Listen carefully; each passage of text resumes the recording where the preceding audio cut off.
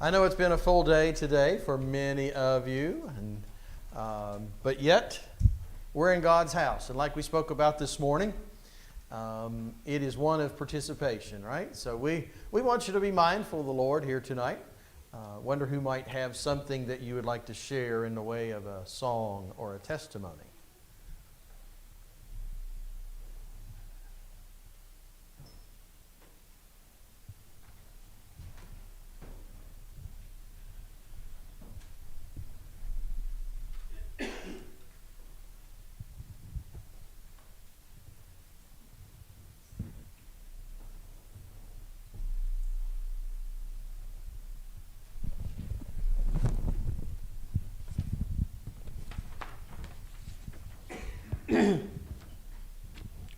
I'm going to try a new one tonight.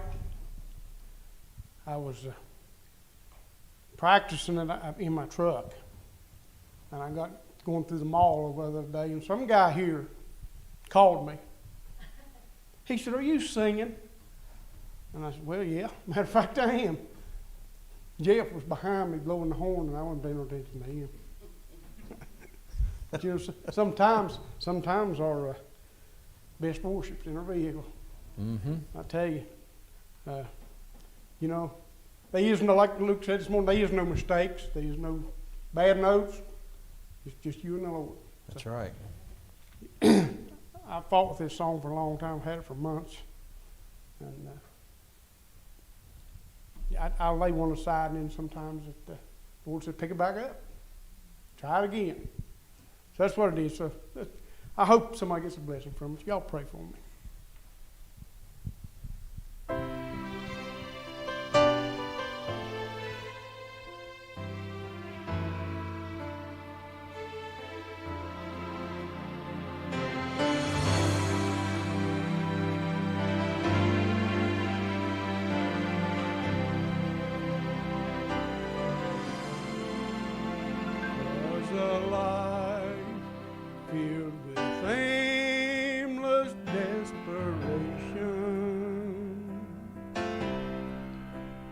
Without hope, walk the shell of a man.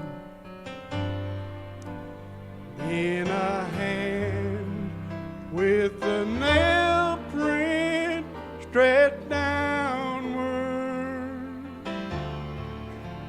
just one touch, then a new life began. And the old rugged cross made the difference in a life bound for heartache and defeat. I will praise Him forever and ever, for the cross made the difference for me.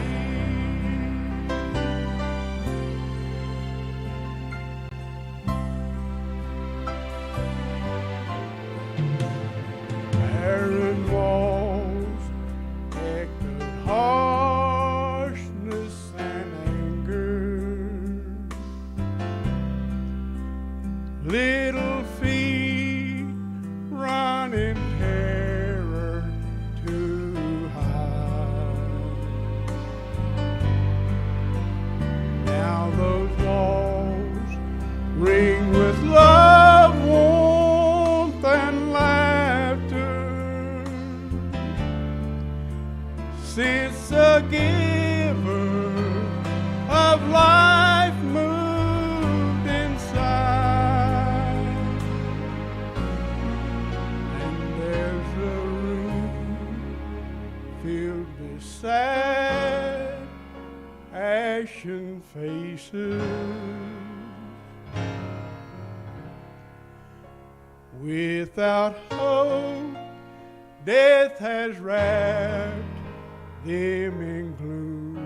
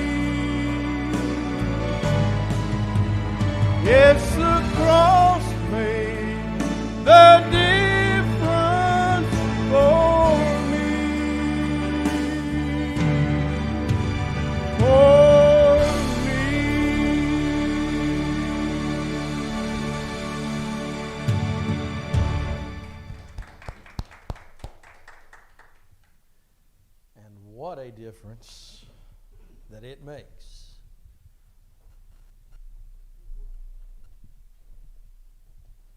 Somebody else tonight, something on your heart?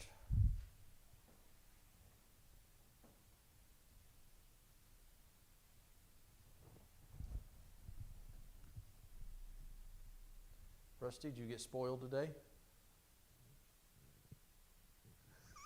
All right.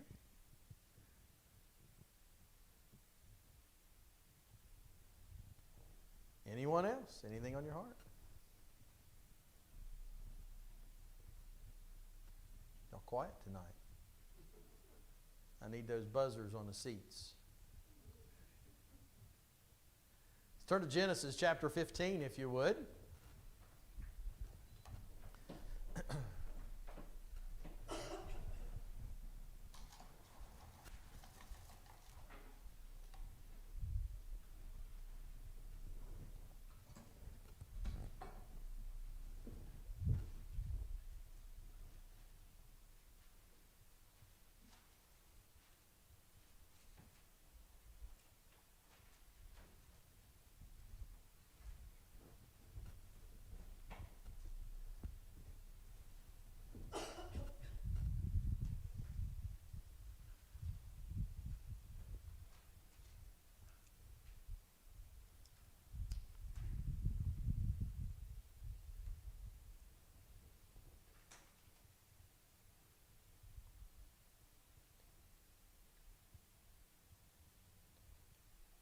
We don't need that one or that one.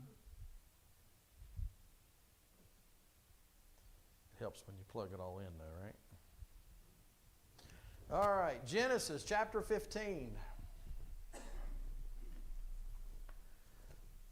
So we're going to be looking tonight with God's help in an area here in Genesis where it's kind of a building block for the next few chapters and even beyond, really, and out of the book of Genesis on forward into Exodus, which kind of ironically ties into where our Sunday school is at the present time as well, as far as the adult class. But we're going to read out of Genesis chapter 15, and you may or may not remember. I'm not going to put you on the spot, and I'm not going to ask you, but we left off in chapter 13 last week.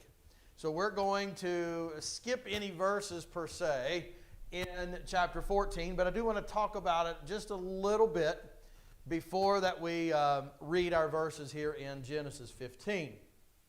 So some of the things that were going on in chapter 14, again, where we left off is that Abram and his family was going one direction, and Lot and his family were going another direction.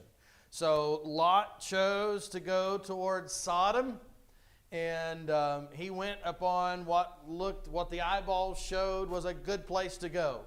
So as he went towards Sodom and he settled there, him and his family, there was a war that was waged upon Sodom by some kings or some monarchs, as some writers like to call them, and their names are all listed there in chapter 14, and there's more of them long names that none of us know how to pronounce, right?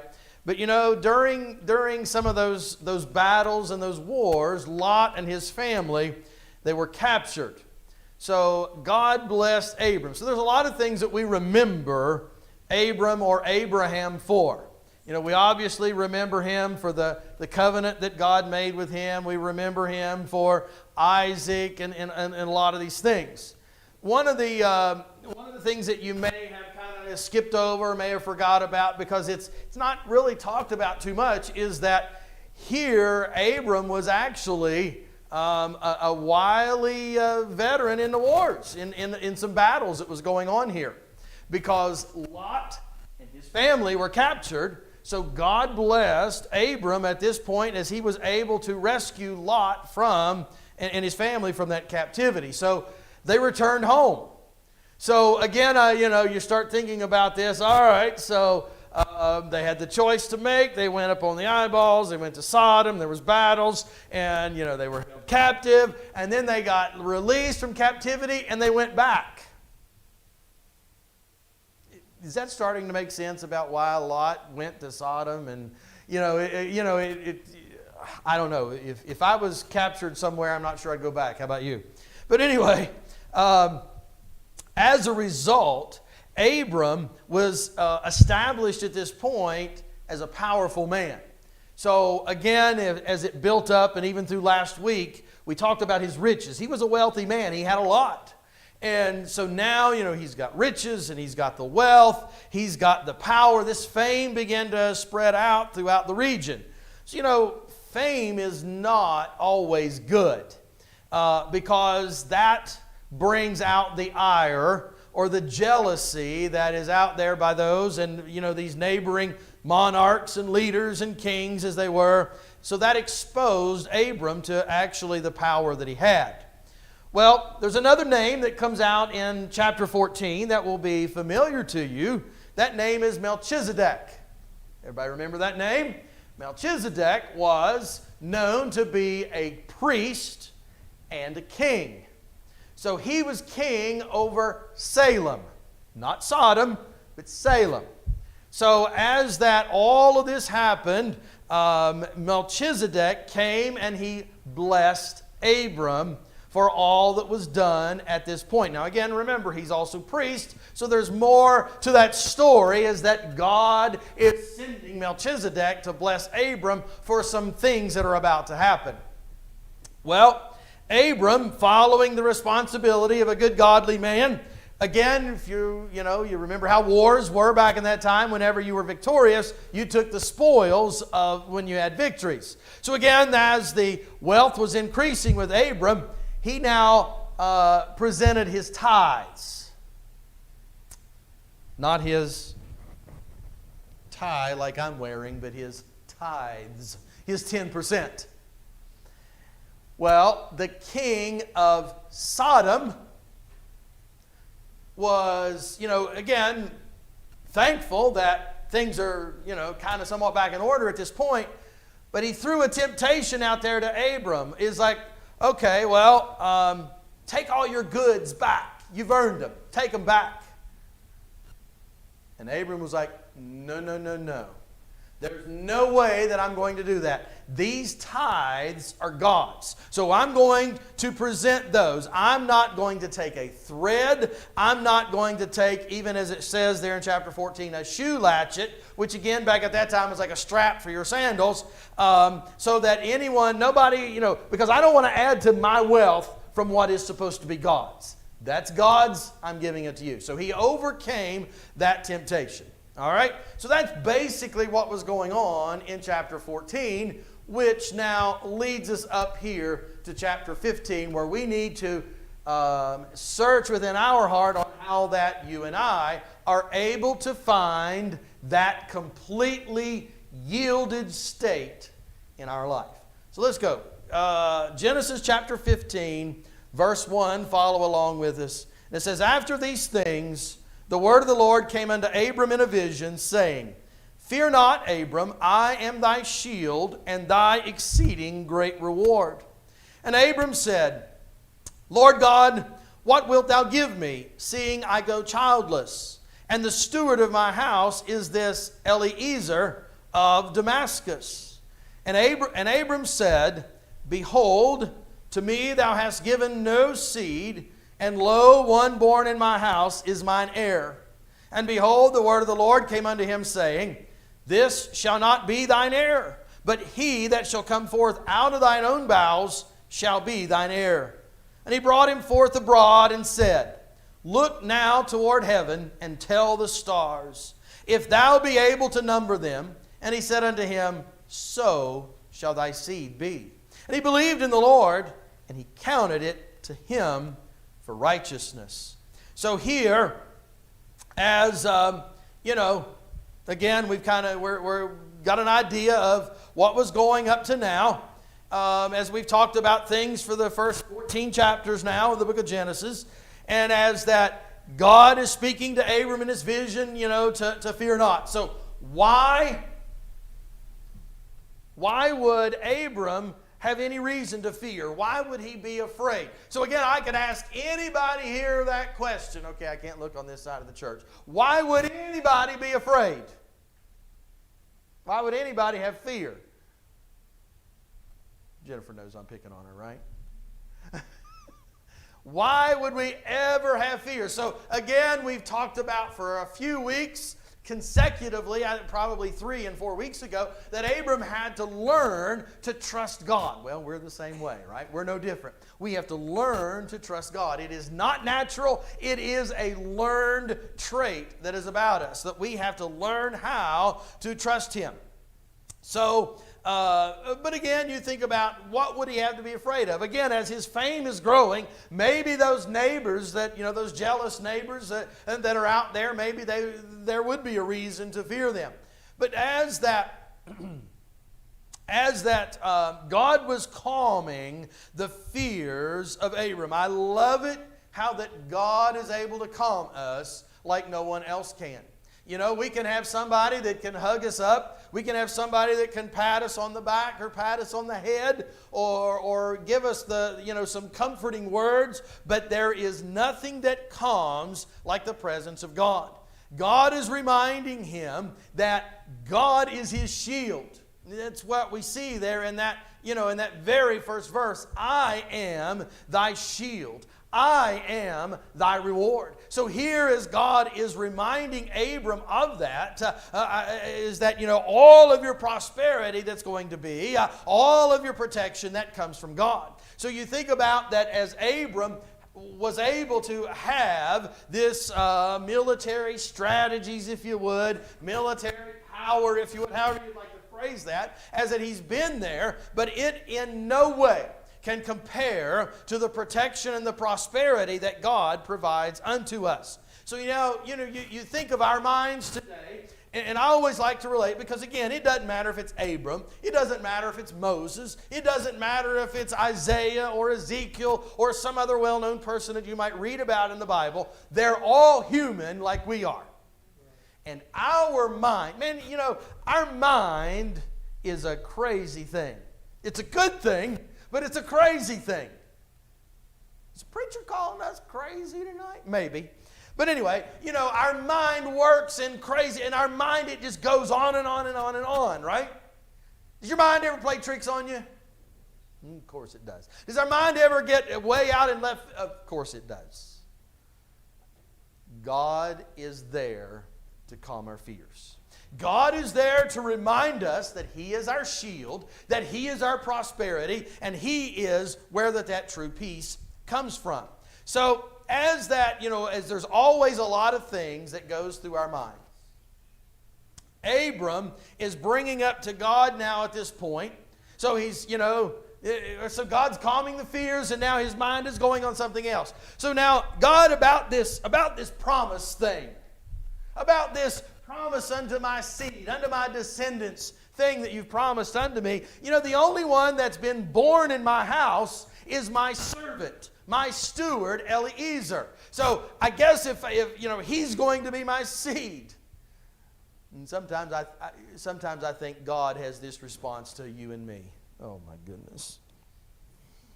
Whenever our mind goes crazy, and whenever that we're out there in that left field, I wonder if God doesn't have that type of a response to us, because our mind just does some weird things. So God again is reminding him, I've given you the promise. I want to make it as clear as I can to you, Abram, but your promise, the promise that I've given to you, it's not going to go through your servant. It's going to go down through your line, through your descendants. So, God always sends a message. Whether it's Abram or whether it's you and me, He always sends a message. Now, it may not always be clear to us. We don't always see it. We don't always get it. But God always sends the message. Sometimes we're slower than others to get it, right? So look back, for me, in the way my Bible's laid out, I don't even have to turn a page back from where we are. But I want you to look back in chapter 13 for a moment at verse 16. Genesis chapter 13, verse 16. And this is where, again, this was from last week. God speaking to Abraham when he said, "And I will make thy seed as the dust of the earth, so that if a man can number the dust of the earth, then shall thy seed also be numbered." Now remember, that was before the skirmishes and the battles and the rescuing Lot and all that. But God told Abram that. And then you look at here what we read tonight in chapter 15, verse 5. Go back there if you would. I know we've read it once, but I want us to see it again. So Genesis 15, verse 5 says, "And he brought him forth abroad and said, Now look toward heaven and tell the stars, if thou be able to number them. And he said unto him, So shall thy seed be." So here, God is using the example of Abram's seed, how that previously it would be as numerous as the dust of the earth, and then it would be as his seed would be as the stars in the sky. So again, whether you want to go out and count all the grains of dust or dirt or sand or however you want to look at that, or if you want to go out and count the numbers of stars out in the sky, you go knock yourself out, okay? You can't do it. They cannot be numbered. So as that God was reminding Abram of what he had already told him. So again, we don't know the exact time difference between chapter 13 and chapter 15. But again, let's be honest, sometimes we have trouble remembering what we had for dinner 2 days ago. But God was reminding him. So God's sending that message. I think he's trying to make it clear. Maybe it's not clear yet. Maybe there's some things like that in our life that has worked in that same fashion. So, as that, Abram believed God. Abram believed God. So as it said there in verse 6, that his faith was counted unto him for righteousness. And that faith, that is so important in all of our lives, faith leads to holiness in our lives. So now, I want you to think about, again, pardon the way that I'm phrasing this, but let's picture a meter that can put a gauge on it. So I want you to think about the holiness in our lives. If you were to apply that meter, that holiness meter into your life, how far are we going to peg that needle? Are we going to barely move? How is that holiness meter in our life? And I guess the simple question I just want to ask is, are we living a life that is holy? But the thing is no matter how far that meter moves, no matter how holy that our life might be, I'm sure that it is directly related to your faith. As your faith grows, so grows your holiness. As your faith dwindles, so does your holiness. So now, let's go on and let's pick up a couple more verses here. Verses 7 and 8, and he said unto him, I am the Lord that brought thee out of Ur of the Chaldees. Remember the maps, we're not going to use them tonight. To give thee this land to inherit it. And he said, Lord God, whereby shall I know that I shall inherit it? Have you ever questioned God? Has anybody ever questioned God? Okay, that's a silly question. Of course we have. Everybody has questioned God at one time or another. But now, I truly believe in my heart. Truly, truly, truly believe in my heart. Because now, remember what verse 6 said. As that he believed in the Lord, and he counted it to him for righteousness. God counted it unto Abram for righteousness because of his belief in him. So, I don't think that this question that comes up, I don't think it's the same thing as whenever that our faith is weak and we question God. God, are you sure? Because again, we've all done that in our lives. But I truly believe that this question was simply, but God, I just don't understand. How is this possible? My wife is barren. The only one that is in my household, that has been born in my household, is a servant. How can this be? It's not that I don't trust you. It's not that I don't believe in you. I just don't understand. All right. let's jump up now and pull in a few more verses here. Starting at verse 9. And he said unto him, Take me an heifer of 3 years old, and a she-goat of 3 years old, and a ram of 3 years old, and a turtle dove, and a young pigeon. And he took unto him all these, and divided them in the midst, and laid each piece one against the other. But the birds divided he not. And when the fowls came down upon the carcasses, Abram drove them away. And when the sun was going down, a deep sleep fell upon Abram. And lo, an horror of great darkness fell upon him.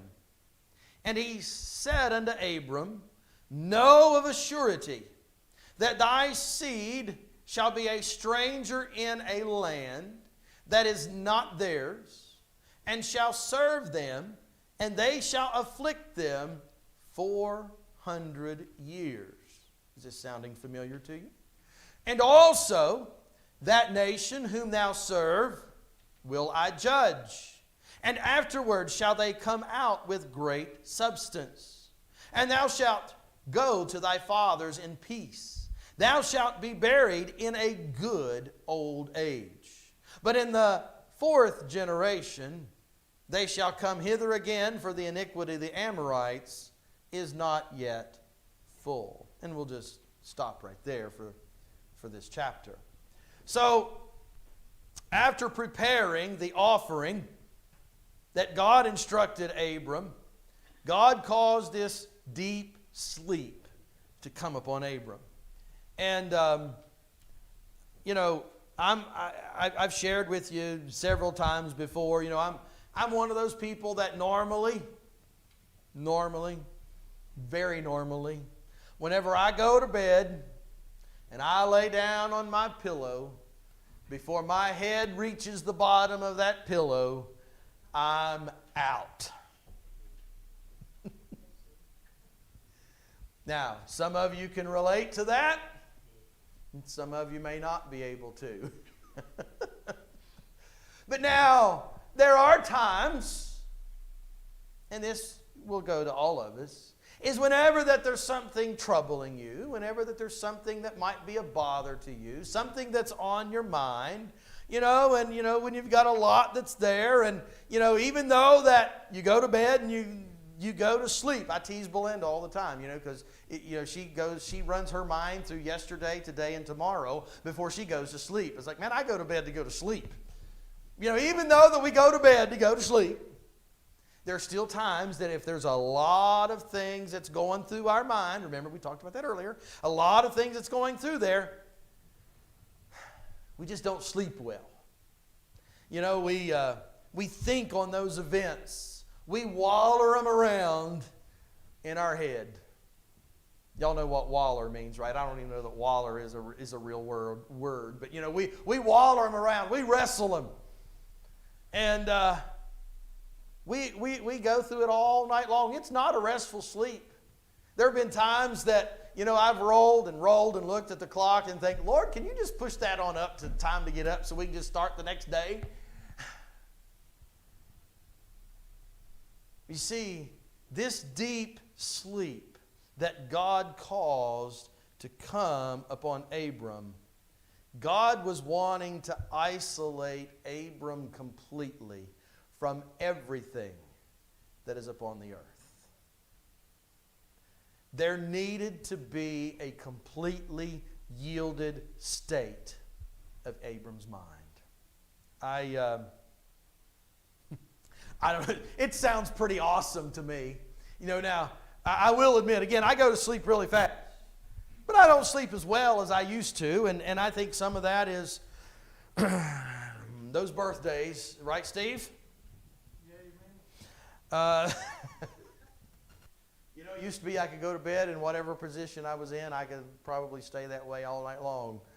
I can't do that anymore because it hurts after you stay that way for a while, and it wakes you up so that you move over to a different spot. But thank the Lord I go right back to sleep, But, still, there's a lot of things that can cause an interruption to our sleep. God wanted Abram's undivided attention. That just seems so awesome to me. That God would have His attention, whether he was awake or asleep, just to be in a completely yielded state, to be able to listen to God, to be able to hear, to be able to understand what God was saying. So, as that God is telling the future in Adam's dream about his descendants. Again, as I asked you as we were reading those verses there, does that sound familiar? Of course, God was telling Abram what was going to happen with Israel down the road, is that they were going to be captive for these 400 years. And even there in verse 14 where it said, will I judge? You're talking about Egypt, of course, is that there is that reference to the plagues that God would send upon Egypt. So that was the judgment that God was sending upon them. So here God was telling, and again, I sit back and obviously we look at these in its past and we get a little bit of an idea because we've read and we've studied and we've heard a lot of these things for years in the Bible. But man, just to think that wouldn't it just be awesome to be in that place to where God is telling you these things and you're absorbing it and you're getting it. Oh, how that we need that today in our life. God, as we know, is going to bring justice upon the oppressors, upon His people. That being Egypt, of course. And so God was reiterating in this vision, while that He had His full, undivided attention, He was reiterating His commitment to Abram. So God is telling him, I'm going to give the promised land, Abram, to your seed, to your descendants. Now I want us to think about this, and I'm going to ask the musicians to come on up. I want us to think about this tonight and relate it to where we are. So today, we're living in this life and living in this world, and we still need to trust in God's promises, right? I mean, we still need that. We still must believe in the Lord so that He can count it unto us for righteousness. We've got, we need to believe into Him. We've got to trust in Him. We need to have faith in Him. We need to live lives that are holy. That's how that, if we're ever going to reach heaven, that's how that we've got to do it, right? So we don't need to question God in unbelief. We should never question God in unbelief, but if you ever need assurances in your life, ask Him to build your faith. Ask God to build your faith.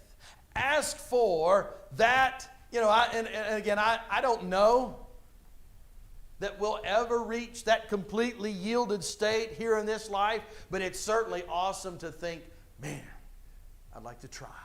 Man, I'd like to achieve it. But that should be the desire of our heart tonight, is that our life is yielded to Him. That our life is holy to Him, because our faith is pegging that meter. And whenever I'm doing that, my life is holy and my life is yielded. As we sing a song of invitation tonight, we want you to think about it. We want you to pray about it if that's where God leads you. But I want you to pray that we can be yielded. Maybe that there's things going on in your life that has caused you those distractions and those, the lack of faith, so to speak. I don't know what's going on in everybody's heart. Stand with us tonight if you would. But if you need to pray, the altar's here. If we need to yield, yield. Yield to Him. Trust in Him tonight. Page 306, if you would. Sing with us. If you need to pray, the altar's here. 306.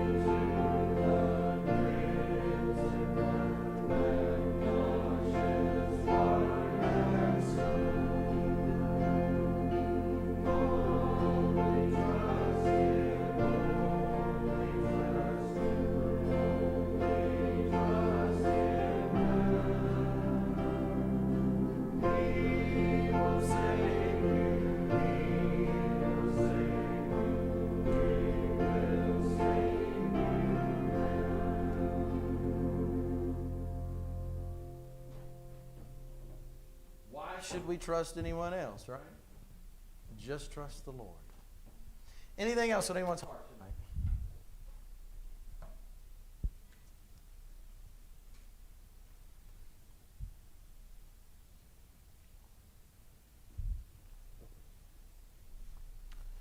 Let's close out with prayer. I wonder who might have a spoken prayer request tonight. Remember me and my family. Continue to remember my mother, my two brothers, and remember Taylor and family. All right.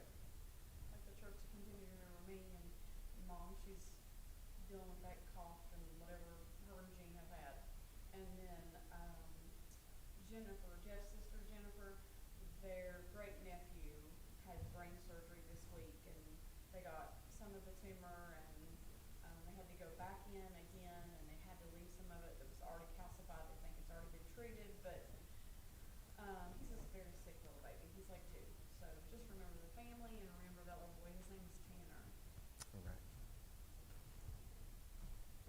Remember Kim, or Katie and Kelly, he was Kate after him, and 22 months, they ain't had a month of wellness in their house. So we need, Yeah. she's probably getting good soon. Wears on.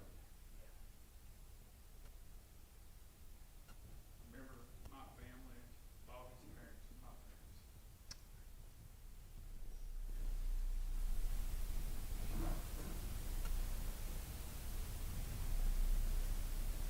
Still remember Buddy and Georgia Freeman and her sister, and our nation, and our missionaries, our law enforcement, and Russia, Ukraine, and I have 3 sisters that need prayer, and still remember Donald Richmond and Carol Richmond.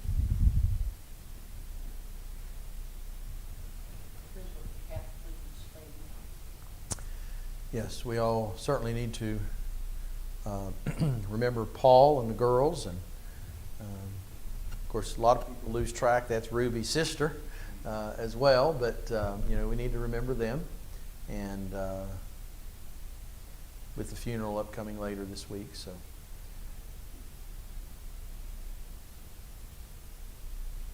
anybody else? Remember, the Shady High Band, they're gonna be traveling back from Orlando. They're still at Disney, they'll be traveling back, I think Tuesday night, they're gonna drive all night on the bus. Okay. Just remember all those things, I think there's like 20 or 30.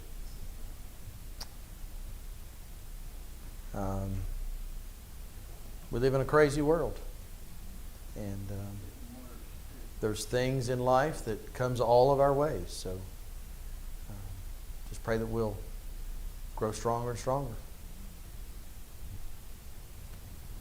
Unspoken request tonight by the uplifted hand. Those that would, come gather around the altar tonight, and we'll close out our service here. And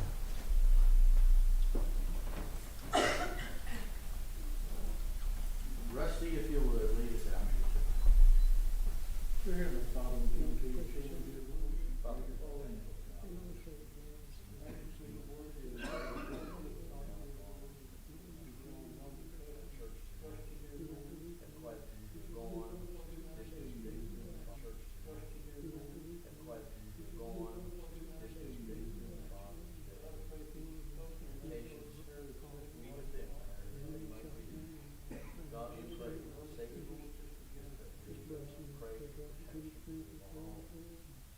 Lord, here's your prayer today. Praise you. Today. And still want you to remember Kathleen and Tim and your Savior, Lord, we know now there's great assurance in our hearts tonight. We